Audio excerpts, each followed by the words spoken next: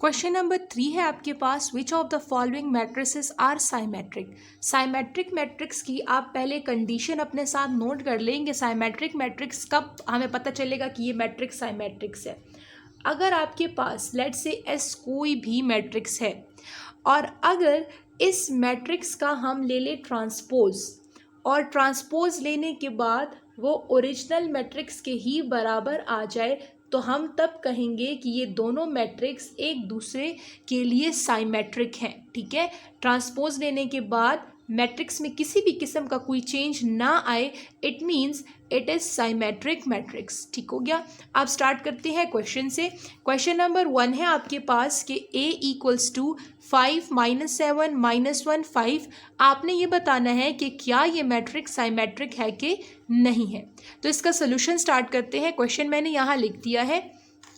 Solution के लिए सबसे पहले हमने क्या करना है कि कंडीशन लिख देनी है कि फॉर साइमेट्रिक मैट्रिक्स ए का ट्रांसपोज जो है वो ए के बराबर आना चाहिए। अगर ये कंडीशन सेटिस्फाई हो गई, इसका मतलब है कि हमारा मैट्रिक्स क्या है, साइमेट्रिक है एक दूसरे के लिए। तो अब इस कंडीशन को सॉल्व कर लेते हैं। सबसे पहले हमने क्या करना है, ए का ट्रांसपोज लेना है। जब हम ए का ट्रांसपोज ले लें तो ये जो रोज है ये किस में कन्वर्ट हो जाएंगे, कॉलम्स में। तो 5 - 7 यहाँ पे कॉलम में कन्वर्ट हो जाएगा। अब ये दूसरी रो है -1 5, तो यहाँ पे ये कन्वर्ट हो जाएगा कॉलम में। अगर आप देखो तो ये ए का ट्रांसपोज, ये जो आंसर आया है, क्या ये ओरिजिनल मैट्रिक्स के बराबर आया है? नो। यहाँ पे 5 - 7 था, यहाँ पे 5 - 1 है, यानी कि ट्रांसपोज लेने के बाद अब मैट्रिक्स ओरिजिनल मैट्रिक्स नहीं रहा बल्कि चेंज हो गया है। इसका मतलब है कि A transpose is not equals to A. अगर ये बराबर नहीं है, इसका मतलब है कंडीशन तो सेटिस्फाई नहीं हुई। अगर कंडीशन सेटिस्फाई नहीं हुई तो हम लिखेंगे कि इट इज नॉट साइमेट्रिक। ठीक है, अगर कंडीशन सेटिस्फाई होती तो हम साइमेट्रिक लिखते, लेकिन कंडीशन सेटिस्फाई नहीं हुई तो ये साइमेट्रिक मैट्रिक्स नहीं है। दूसरा पार्ट है आपके पास, b equals to -1 2 2 and 3। Question मैंने यहाँ लिख दिया है। क्वेश्चन आपके पास ये है, कंडीशन हमारे पास है कि b ट्रांसपोज अगर b के बराबर आ गया तभी b मैट्रिक्स साइमेट्रिक होगा, अदरवाइज नहीं होगा। सबसे पहले हम इसका क्या लेंगे, ट्रांसपोज लेंगे। ठीक है, तो b ट्रांसपोज इक्वल्स टू, ये आपके पास रोज है -1 2, यहाँ पे ये चेंज हो जाएंगे कॉलम में।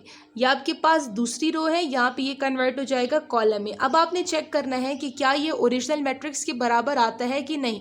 यहाँ पे पहली रो थी -1 2, यहाँ पे पहली रो है -1 2, यहाँ पे दूसरी रो थी 2 3, यहाँ पे दूसरी रो है 2 and 3। तो आप देख रहे हो कि एग्जैक्टली दोनों मैट्रिसेस आपस में बराबर आ रहे हैं, यानी कि b का ट्रांसपोज b के बराबर आता है। तो हम लिखेंगे कि b transpose equals to b। Condition satisfy हो गई है ना, इसका मतलब है कि it is a symmetric matrix. Symmetric matrix. तीसरा पार्ट है आपके पास, c इक्वल्स टू 3 5 4 6। क्वेश्चन लिख दिया है, इसको अब सॉल्व करते हैं। कंडीशन हमारे पास क्या है कि c ट्रांसपोज c के बराबर आना चाहिए। सबसे पहले c ट्रांसपोज लेंगे। c transpose equals to 3 4 5, sorry transpose लेना है ना, हम इसका ट्रांसपोज लेते हैं। इसको मैं हटा देती हूँ। ठीक है, हम इसका ट्रांसपोज ले रहे हैं। तो ये आपके पास है रो, ये इधर चेंज हो जाएगा कॉलम में। ये दूसरी रो है तो इधर चेंज हो जाएगा कॉलम में। अब आपने देखना है कि क्या ये ओरिजिनल मैट्रिक्स के बराबर आता है कि नहीं। यहाँ पे 3 5 है, यहाँ पे 3 4 है, यहाँ पे 4 6 है, यहाँ पे 5 6 है, यानी कि बराबर नहीं है। तो आप लिखोगे कि c transpose is not equals to c, तो it is not a symmetric matrix. Fourth part है आपके पास कि d इक्वल्स टू 1 2 3 4 5 6। अब इसका ट्रांसपोज लेना है, और अगर ट्रांसपोज ओरिजिनल मैट्रिक्स के बराबर आ गया तो ये साइमेट्रिक मैट्रिक्स होगा।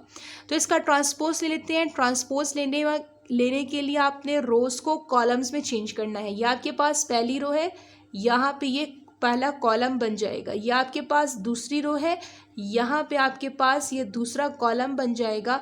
दोनों क्वेश्चंस, दोनों मैट्रिसेस आप देखो तो साफ नज़र आ रहे हैं कि ये दोनों एक दूसरे के बराबर नहीं है, तो यानी कि D transpose is not equals to D, so it is not a symmetric matrix.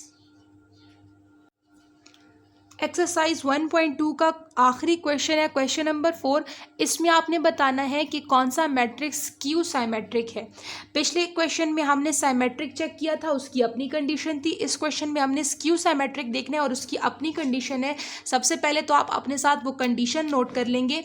Let's say ए आपके पास कोई भी मैट्रिक्स है, ठीक है। अब ए मैट्रिक्स कब स्क्यू साइमेट्रिक होगा? अगर ए का आप ट्रांसपोज ले लो और वो नेगेटिव ऑफ ए के बराबर आ जाए, ठीक है। अगर आप ए का ट्रांसपोज ले लो और वो नेगेटिव ऑफ ए के बराबर आ जाए, तभी हम कहेंगे कि ये जो ए मैट्रिक्स है ये आपके पास स्क्यू साइमेट्रिक मैट्रिक्स है। पहला क्वेश्चन है आपके पास 0 4 -4 0। हमने ये बताना है कि क्या ये स्क्यू साइमेट्रिक है कि नहीं। तो सोल्यूशन स्टार्ट करते हैं इसका। सोल्यूशन के लिए हमने सबसे पहले कंडीशन लिख देनी है कि अगर ए ट्रांसपोज नेगेटिव ऑफ ए के बराबर आ गया तभी ये स्क्यू साइमेट्रिक होगा, अदरवाइज स्क्यू साइमेट्रिक नहीं है। तो सबसे पहले हम ए का ट्रांसपोज लेंगे। ए का ट्रांसपोज लेने के लिए रोज को कॉलम में चेंज करना है। ये पहली रो है तो यहाँ पे ये पहला कॉलम बन जाएगा। ये दूसरी रो है तो यहाँ पे ये दूसरा कॉलम बन जाएगा। अब ट्रांसपोज तो हमने ले लिया है, अब इसमें से क्या चीज़ कॉमन लेनी है? देखो हमने नेगेटिव ऑफ ए लेकर आना है ना, तो इस पूरे मैट्रिक्स में से हमने नेगेटिव साइन को बाहर कॉमन ले लेना है।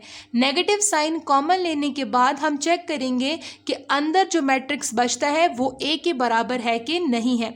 जब आप नेगेटिव साइन कॉमन लोगे तो मैट्रिक्स के अंदर जो पॉजिटिव है वो नेगेटिव बन जाएंगे, जो नेगेटिव है वो पॉजिटिव बन जाएंगे।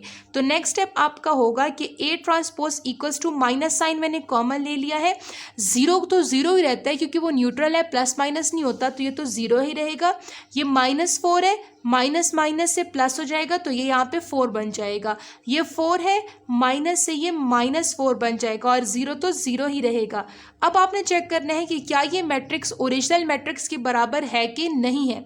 तो अगर आप देखो तो ये दोनों मैट्रिक्स अब एग्जैक्टली एक दूसरे के बराबर हैं, तो हम लिखेंगे कि A transpose is equals to negative sign और इसकी जगह क्या आ जाएगा? ये ए मैट्रिक्स है ना, तो इसकी जगह आ जाएगा ए। कंडीशन सेटिस्फाई हो गई है ना। अगर कंडीशन सेटिस्फाई हो गई है तो इसका मतलब है कि yes it is skew symmetric. Clear?